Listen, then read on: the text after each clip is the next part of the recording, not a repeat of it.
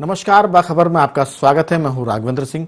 बाखबर में आज हम बात कर रहे हैं मध्य प्रदेश में होने वाले राज्यसभा चुनाव के बारे में। दरअसल बहुत दिन बाद कोरोना के चक्कर में 19 जून मध्य प्रदेश में राज्यसभा की तारीख घोषित हुई चुनाव की, जिसमें 3 प्रत्याशियों का चयन होना है।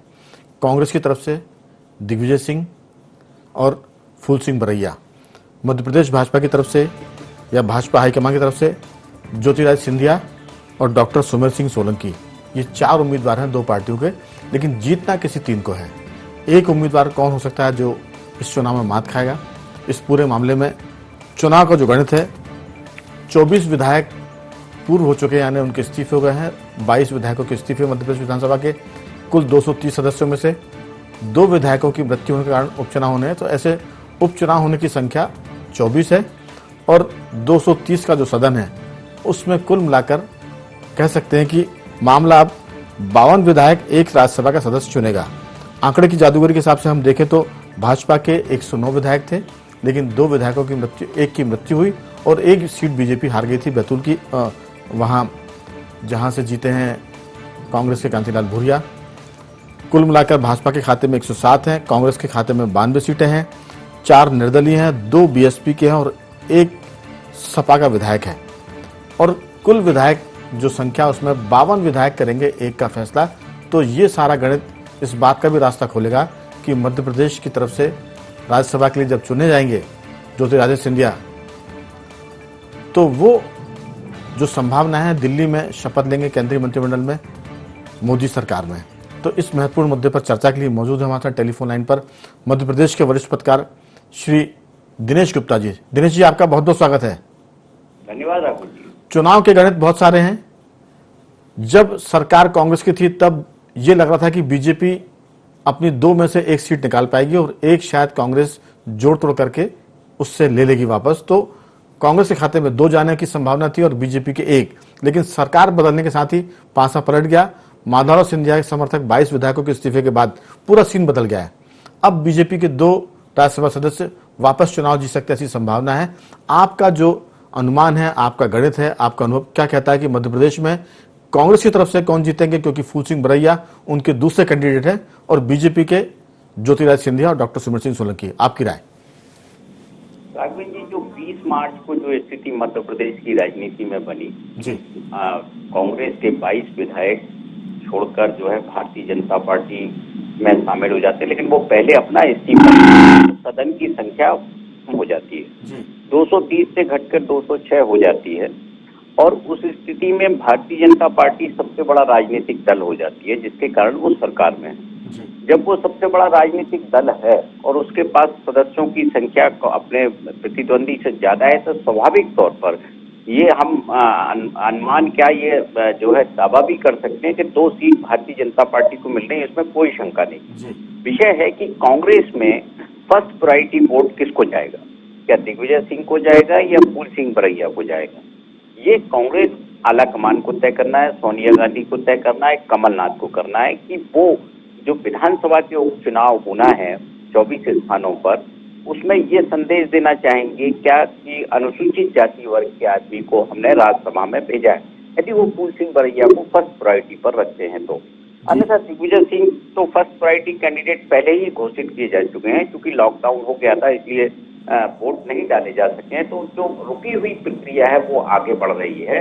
अब उसमें रणनीति में कोई कांग्रेस बदलाव करती है तो फिर ये हम इसमें कुछ परिवर्तन की संभावना दिख रहा है। अन्यथा फर्स्ट प्रायोरिटी वोट कांग्रेस में दिग्विजय सिंह को जाना है और 2 seat Bharatiya Janata party clear जीत रही है, जिसमें ज्योतिरादित्य सिंधिया और सुमेर सोलंकी जी हैं। बिल्कुल। समझ केवल एक जो विषय है, सिंह बरैया ही इसमें अभी आज की स्थिति में लूजर दिख रहे हैं।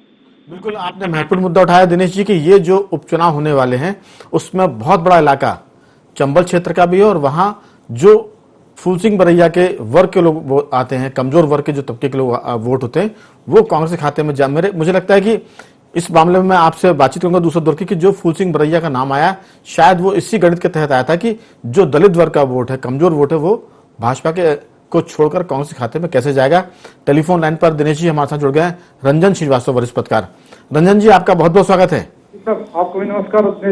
दिनेश जी से हम चर्चा कर रहे थे इस पूरे मुद्दे पर। उन्होंने कहा कि फूल सिंह बरैया का जो नाम कांग्रेस में आया था वो इसलिए आया था कि उपचुनाव के चलते जो दलित वोट बैंक है वो कांग्रेस अपने खाते में लेना चाहती थी कि हमने एक दलित को राज्यसभा में भेजा है, लेकिन सरकार बदली, पूरा गणित बदल गया।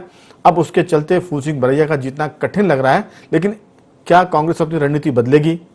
क्या फूल सिंह बरैया प्राथमिकता में वो पहले नंबर पर आएंगे? हालांकि चुनाव की प्रक्रिया शुरू हो चुकी थी लॉकडाउन के पहले, उसमें दिग्विजय सिंह प्राथमिक वोटों में, प्रायोरिटी वोट में पहले स्थान पर थे। आपको लगता है कि कांग्रेस कुछ बदलाव करेगी या फूल सिंह बरैया की हार तय आपको लग रही है, दिग्विजय सिंह का जाना पक्का है? आपकी राय?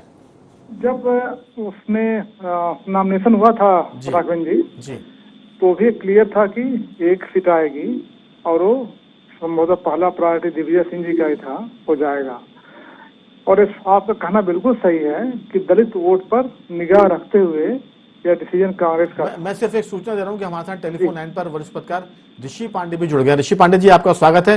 रंजन जी बात कर लें, फिर मैं आपका लौटता हूं। और टेलीफोन लाइन पर दिनेश गुप्ता जी बने हुए हैं। जी रंजन जी, बात पूरी करें। तो राघवन जी, वो जब डिसीजन हुआ था, नॉमिनेशन जब हुआ था, तो ये साफ था कि एक ही जीतेगा। काफी कुछ गणित क्लियर हो गया था जी। दूसरी बात, आपका कहना बिल्कुल सही है कि जो भी डिसीजन हुआ है फूल सिंह बरैया को लेकर के, ये दलित वोट को निगाह में रखते हुए किया गया। थर्ड यानी जो एरिया है ग्वालियर चंबल का, वहाँ सबसे बड़ा आंदोलन हुआ था। आपको याद होगा कि जो सुप्रीम कोर्ट का डिसीजन था, SC ST एक्ट में जो उन्होंने कुछ प्रोविजंस डायलूट किए थे अरेस्ट वाला, काफी बड़े पैमाने पर वायलेंस हुआ था। 6-7 लोग मारे गए थे और मरने वालों में 6-7 मरे थे राघवन जी, करीब 6 वो उसमें SC वर्ग के ही थे। तो उसमें दोनों जो ध्रुव है, उसमें अपर कास्ट भी है, वहाँ पे दलित है। तो वहाँ जो संघर्ष है अभी भी है, जो भीम सेना के लोग हैं और लोग हैं, वो लगातार चला आ रहा है। तो अगर दिग्विजय सिंह को किनारे करके फूल सिंह बरैया को लाते हैं तो भी स्थिति बहुत खराब होगी उसके लिए, कांग्रेस के लिए, कि जो अपर कास्ट है वो नाराज हो सकता है। तो इससे जो क्रम बना हुआ है, मुझे लगता नहीं इस क्रम को तोड़ना चाहेंगे अभी इस स्थिति में। और जैसा मैंने कहा कि जब बरैया को लाया गया था तो क्लियर था कि कांग्रेस नहीं जीत रही है। और अब तो काफी कुछ चीजें इससे क्लियर हैं कि जो चुनाव होने वाला, बाइपोल्स होने वाला है, वो राज्यसभा के बाद होगा, अभी तो नहीं हो रहा है। अगर पहले होता शायद कुछ और गणित होता, लेकिन अभी जो स्थिति दिख रही है वो फूल सिंह बरैया को ही लगता है सेकंड प्रायोरिटी में रखेगी कांग्रेस। बिल्कुल। मैं ऋषि पांडे से पूछता हूँ। ऋषि पांडे जी, दरअसल बीजेपी के 2 उम्मीदवार पहले से घोषित थे, प्रायोरिटी भी फिक्स है। ज्योतिरादित्य सिंधिया पहले क्रम पर है, दूसरे क्रम पर डॉक्टर सुमेर सिंह सोलंकी। जब कमलनाथ जी की सरकार थी तब ये लग रहा था कि कांग्रेस कोशिश करेगी कि उनका दूसरा प्रत्याशी भी जीत जाए, क्योंकि सरकार जिसकी होती है अक्सर जोड़ तोड़ उसके खाते में ज्यादा तगड़ा होता है, मजबूत हो सकता है। लेकिन अब ऋषि पांडे जी, स्थितियां बदल गई हैं। बीजेपी की दोनों सीटें आना लगभग पक्का हो गया। ज्योतिरादित्य सिंधिया पहले से पक्के थे और अब डॉक्टर सुमेर सिंह सोलंकी भी जीतना तय माना जा रहा है। कांग्रेस में सिर्फ ये देखना है कि क्या दिग्विजय सिंह जो प्रथम प्राथमिकता पर हैं वो बने रहेंगे, या जो रंजन जी और दिनेश जी कह रहे थे कि चंबल का जो इलाका है वहां दलित और सवर्ण का बड़ा मसला है, उसके चलते क्या फूल सिंह बरैया को कोई चांस मिल सकता है? आपकी राय? देखिए राघवन जी, इसमें बहुत क्लियर चीज समझ लीजिए कि जो कमलनाथ सरकार जब थी अस्तित्व में, तब कांग्रेस बहुमत में थी और बहुमत के कारण उसको 2 सीट मिलना तय थी। तो जोड़ तोड़ की जरूरत ही नहीं थी।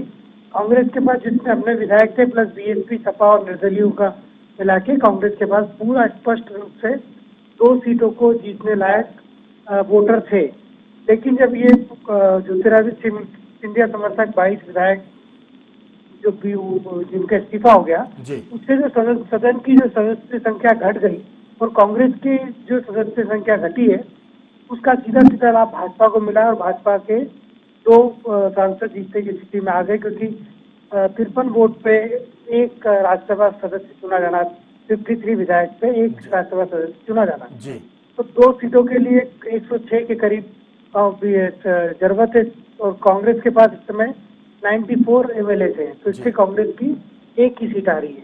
जहाँ तक दिग्विजय सिंह और फूल सिंह बरैया का सवाल है, ये प्रायोरिटी पार्टी आलाकमान तय करती है। पार्टी आलाकमान तय करेगी कि फर्स्ट प्रायोरिटी पे दिग्विजय सिंह और सेकंड प्रायोरिटी पे बरैया रहते हैं, या इसका उलट होता है। तो जो यदि पार्टी की व्हीप जारी होने के बाद और व्हीप के हिसाब से जब ये तय हो जाएगा कि दिग्विजय सिंह ही फर्स्ट प्रायोरिटी पे है, इसके बाद यदि वोटिंग वो से होती है, उस स्थिति में ये होगा कि वो व्हीप का उल्लंघन माना जाएगा और उस पर एक्शन भी हो सकती है। बिल्कुल। इसलिए इस बात की संभावना मुझे कम लगती है कि तो कांग्रेस के विधायक क्रॉस वोटिंग करे। क्रॉस वोटिंग से मतलब पार्टी के भीतर ही क्रॉस वोटिंग, जी। प्रायोरिटी चेंज कर दे बिल्कुल। और दिग्विजय सिंह की जगह फुल सिंह बरैया को उम्मीदवार बना दे। बिल्कुल। मैं ऋषि पंडित जी आपसे एक सवाल छोड़कर जा रहा हूं कि चुनाव में विधानसभा के 24 उपचुनाव होने बाकी है और बहुत बड़ा इलाका ऐसा है जहां दलित वोट जो है वो डिसाइडिंग है, निर्णायक वोट है, और खासतौर से वो इलाका चंबल का है और फूल सिंह बरैया का भी वास्ता उसी तरफ से ज्यादा है। तो मेरा सवाल ये कि क्या विधानसभा के उपचुनाव में ये मामला कुछ दम रखेगा कि फूल सिंह बरैया चुनाव नहीं जीत पाए, तो क्या कांग्रेस के खिलाफ ये बात जाएगी? मैं ये सवाल छोड़ जा रहा हूं। अभी पूछता हूं दिनेश गुप्ता जी से। दिनेश गुप्ता जी, चुनाव में ये मसला कितना कांग्रेस को नफा नुकसान पहुंचाएगा? अगर दिनेश जी मेरी आवाज सुन पा रहे हैं? राघवेंद्र जी, मुझे नहीं लगता कि भारतीय जनता पार्टी इसको कोई बहुत बड़ा मुद्दा बनाएगी कि फूल सिंह बरैया को आगे नहीं रखा है, क्योंकि जो स्थितियां हैं उसमें आप देखिए कि जो ग्वालियर चंबल में जो उपचुनाव होना है उसमें सबसे ज्यादा जो अनुसूचित जाति वर्ग की सीटें उसी इलाके में हैं। तो पार्टी ऐसा नहीं चाहेगी कि कोई मैसेज ऐसा देना जिससे जो है उसमें कोई कॉन्फ्लिक्ट, जो अपर कास्ट उसका जो कमिटेड वोटर है वो उसको कोई जो है एक गलत संदेश जाए। वो कांग्रेस को अपनी राजनीति में ही उलझा छोड़ देना चाहेगी कि वो कांग्रेस को जो उलझना सुलझना है वो सुलझता रहे। उसको तो जो उसको चाहिए था वो भारतीय जनता पार्टी को मिल चुका है। अब आगे वो जो विधानसभा उपचुनाव जीतने की रणनीति है वो इनसे हटके शायद उसकी कोई होगी जो अभी तक सामने नहीं है।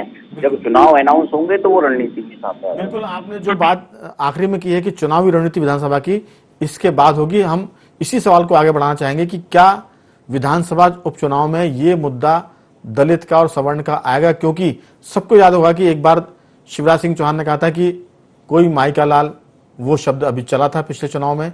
एट्रोसिटी एक्ट की बात रंजन जी ने की थी कि उस वहां काफी हिंसा होती इस इलाके में, एट्रोसिटी एक्ट, और उसके चलते बीजेपी को वहां नुकसान हुआ था। ये सारी चीजें हैं और इसके बाद अभी मंत्रिमंडल विस्तार भी होना है। उस मंत्रिमंडल विस्तार में भी ये सारी चीजों को ध्यान रखा जाएगा कि जो बीजेपी में आए हैं कांग्रेस के विधायक जो पूर्व हो गए हैं उनकी भी ताजपोशी होगी मंत्रिमंडल विस्तार में, और चुनाव में कहीं ना कहीं ये चीज जाएगी। सारी बातों पर हम विस्तार से बात करेंगे, लेकिन अभी हम जा रहे हैं दिनेश जी, रंजन जी और ऋषि पांडे जी बहुत छोटे से ब्रेक पर। आप बने रहिए हमारे साथ, लौटेंगे बहुत जल्द।